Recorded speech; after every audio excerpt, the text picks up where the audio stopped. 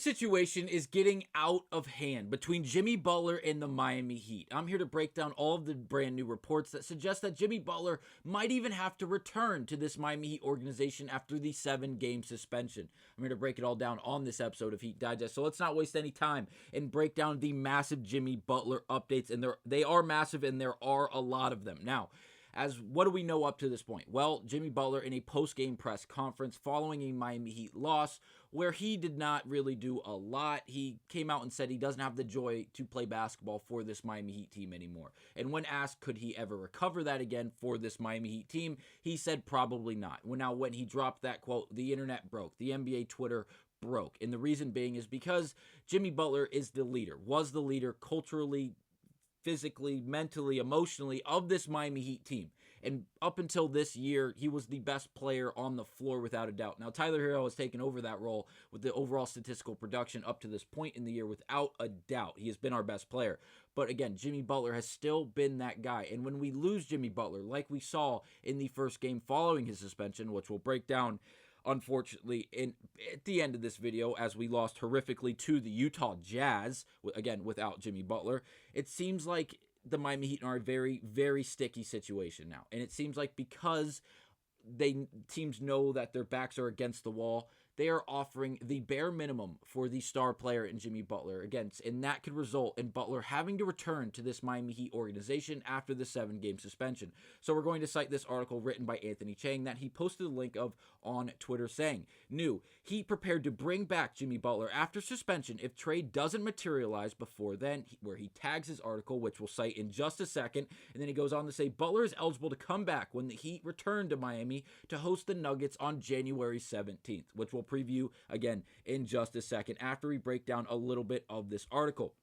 Now, Anthony goes on to start this article saying, the Heat announced Butler's suspension Friday through a press release that said, and I quote, we have suspended Jimmy Butler for 7 games for multiple instances of conduct detrimental to the team over the course of the season and particularly the last several weeks. Through his actions and statements, he has shown he no longer has interest in being a part of this team. And that's the end of the quote. So that is something that, again, we knew after his quote saying probably not, and the idea of finding joy playing with this Miami Heat organization. Again, we knew that there was going to be a massive problem, and the Miami Heat were probably not going to let him maintain in this locker room, continuing to really rip it apart and really just dismantle it to some extent, as again, he does have a lot of weight and a lot of just impact on this Miami Heat team overall, especially behind closed doors in the locker room, as again, he is a glue guy. He is a culture guy more than he is a statistical production type of dominant player on the floor, at least this year. And I will say for some of last year, as again, he wasn't always there due to injury, and when he was there, he wasn't the dominant player, at least in the regular season, that we had known and loved from Jimmy Butler. It was more of a coast until we got to the postseason, where he was able to obviously turn into playoff Jimmy and really turn it on, being the dominant force for this Miami Heat team. Now, this article goes on to say, and I quote, Jimmy Butler and his representative have indicated that they wish to be traded. Therefore, we will listen to offers. That is the end of the quote, and that is obviously coming from the Miami Heat organization. This is something that we knew. We covered in the last video of Heat Digest on this topic of Jimmy Butler, because again, that was the big headline. We're actually going to look to trade Jimmy Butler in the middle of this NBA season at the point where we're sitting 1 game, 2 games above 500. This is going to be a crazy decision. It's something we probably should have done in the early stages of last offseason, right when he initially attempted and really demanded that contract extension from the Heat, and Pat Riley made those comments, and it seemed like things slowly but surely started to burn between Jimmy Butler and the Miami Heat. But again, we progress, and now we are where we are, and it seems like we are now in a very tough situation in the middle of a season, having to trade a star player. And these teams, knowing that with our backs against the wall, seem like they are lowballing us. As again, this article goes on to say, the Heat have discussed with several teams in recent days regarding a potential Butler trade, according to league sources, but nothing has surfaced, enticing enough for Miami to make a deal yet. So again, the deal's being offered. Again, it seems like there are several possible variables here in different teams that are offering different trade packages for Jimmy Butler, and despite that, nothing is really standing out for this Heat team to really pull the trigger and move someone like Jimmy Butler, the star player in Jimmy Butler, and really move him from this Miami Heat team. So It goes on. Anthony Chang goes on to say in this article, according to sources close to the situation, Butler will be expected to rejoin the Heat and play in games if he is still on the roster at the end of the team's issued 7-game suspension. As of now, the Heat is not interested in having Butler remain away from the team while paying him the remainder of his $48.8 million salary for the season after his suspension is over. Now, this is smart by the Miami Heat, obviously putting a little bit of pressure on Jimmy Butler, as obviously they don't want to have him suspended for 7 games, have him not be moved because a lack of really goods offered, and then have him just sit on the bench being paid, again, $48.8 million for the remainder of this season. And now, when we get to the offseason, whether we get to the playoffs or not, Jimmy Butler is going to have an option. He's going to have the ability to opt in or opt out of a player option. Now, this was a massive conversation up to this video, and really the last video, the most previous Heat Digest video. There's a good chance Jimmy Butler is not going to opt into that contract. Now, I'm willing to actually bet he does not opt into that contract, regardless of whether or not it is $52 million or not. He will then be guaranteed and paid for the final year of that contract with the Miami Heat. Now, that player option year of the Miami Heat contract that he was given. He would obviously opt out, test the free agency market, and attempt to cause a bidding war to then get paid a very handsome salary for the remainder of his career. I would assume it would probably be a 3 to 4 year deal with a championship contender for an ungodly amount of money for someone who is going on to the age of 38. So again, but shout out to Jimmy Butler being that guy, being just having the ability to demand that much money due to his God-given ability and his talent on the basketball floor. And it's unfortunate that it will no longer be with this Miami Heat team. It kills me, but again, it could be, as it seems like he may have to come back. And if these teams really do not entice and really amp up these trade packages for Jimmy Butler, Butler is not going to be traded. Pat Riley or in the rest of this Miami Heat organization, they are not dumb. They are not going to dump Jimmy Butler for nothing. Now, could they? Now, do I have an idea that they could and go out get a lot of draft compensation, as much as they possibly can, as well as cash, and possibly even a few very basic role players to plug in to add depth to this Miami Heat team, and then give players like Kello Ware, Keyshawn Johnson, Pelle Larsson a bunch of more minutes, as these guys seem like they could possibly do very good with the minutes they are given. Now, as a conversation for a different video that I would love to bring you guys after watching 2 games of both Ware and Johnson, getting a handful of minutes in without Jimmy Butler really being there, having to pick up those small forward minutes, picking up those really substantial and heavy minutes in the middle of a game where it's very impactful, not playing those garbage minutes at the end of the game and still being impactful. Again, another video for another day. We'll continue to break down this article written by Anthony Chang, as it goes on to say, according to multiple sources, Butler has been disappointed with the Heat primarily because Miami declined to give him a 2-year, $113 million contract extension this past summer, a deal that would have run through the 26-27 season. Butler was open to signing such a deal early in the negotiating window, but his mindset changed when the extension wasn't immediately offered by the Heat. Now, we know exactly what Anthony Chang is citing here. The day following the Miami Heat being eliminated from the playoffs after Game 5 of the first round of the Eastern Conference playoffs, Jimmy Butler came out after not playing a single game, a single minute in that first round against the Boston Celtics in any of those 5 games, after going down with the sprained right MCL against the Philadelphia 76ers at the end with 3.6 seconds left in the first quarter against the Philadelphia 76ers in the first round of the play-in tournament. He never played again. And because of that, Butler, or not because of that, but then following that, again, the 5th game lost to the Boston Celtics, who then went on to win the NBA World Championship.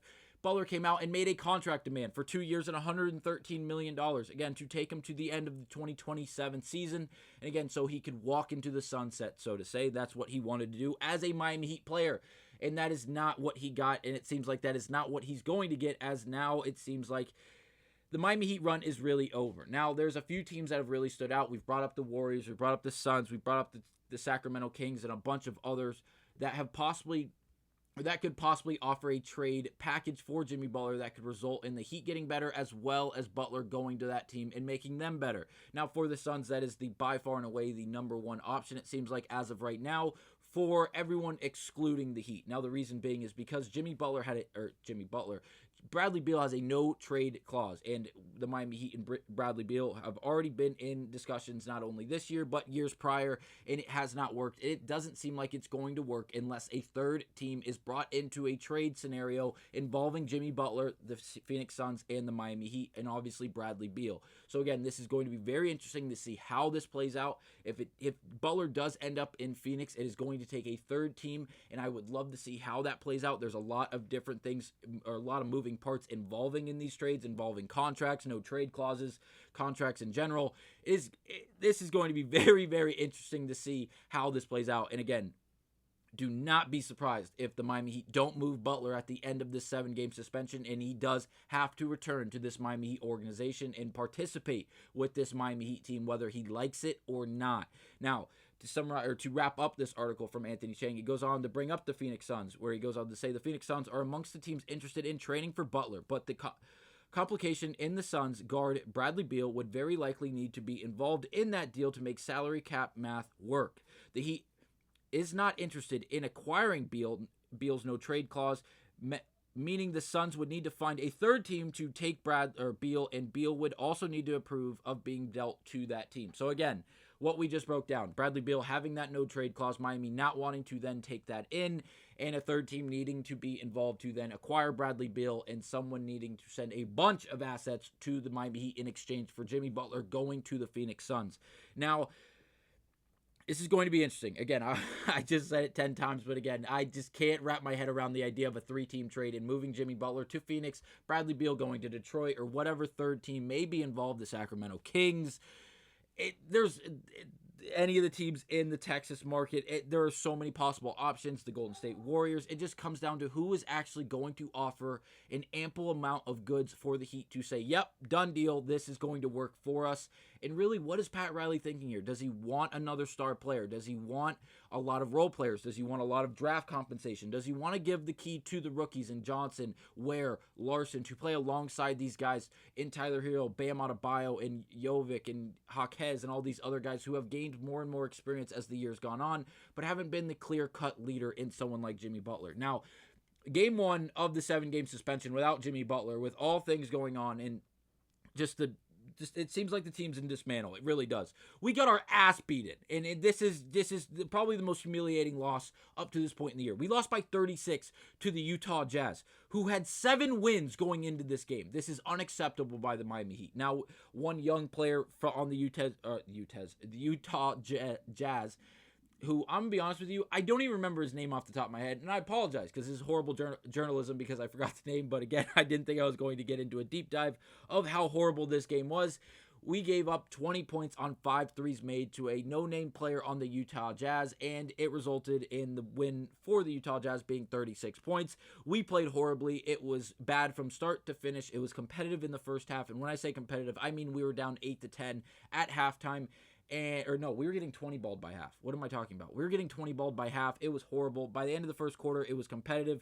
At the end of the second quarter, it was no longer competitive. We were getting our ass beaten, and by the end of the game, we ended up getting beat by 36. Now, that was the first game of the 7-game suspension, and here's the following games coming up. Now, if you notice something, the next 6 are on the road, and they're all out west. It is not going to get any easier for this Miami Heat team without Jimmy Butler. So the following 6 games without Jimmy Butler under this suspension: at Sacramento, at Golden State, at Utah, at Portland, at Los Angeles playing the Clippers, at Los Angeles playing the Lakers. So that's 6 games where we're playing very, very competitive talent. Now, Utah and Portland, you can argue, aren't the greatest teams in the NBA, but we can't really argue that when arguing for the Miami Heat because we just got beat by 36 by the Utah Jazz. So again, these next 6 games are going to tell us a lot on how badly we have to have Jimmy Butler back, or really just move him to bring the goods back in to really add depth and amplify this lineup and for this Miami Heat team. Following those games, we have Denver, San Antonio, Portland, and Milwaukee. Obviously, that game on January 17th, Friday, will be at home, the first game returning from that massive road stand out west, playing the Denver Nuggets, where Jimmy Butler we could possibly see a return of. Now, Whether or not he returns is to be determined. I don't believe he will return unless these teams just flat out continue to be disrespectful in their trade packages in acquiring Jimmy Butler. Again, it'll to be determined. The next video I will bring you guys is the idea of possibly using Keyshawn Johnson, Khalil Ware, and Pelle Larson a hell of a lot more in exchange for Jimmy Butler and him not being there. And again, that'll be it for this episode of Heat Digest. Thank you guys for watching. I'll see you on the next one.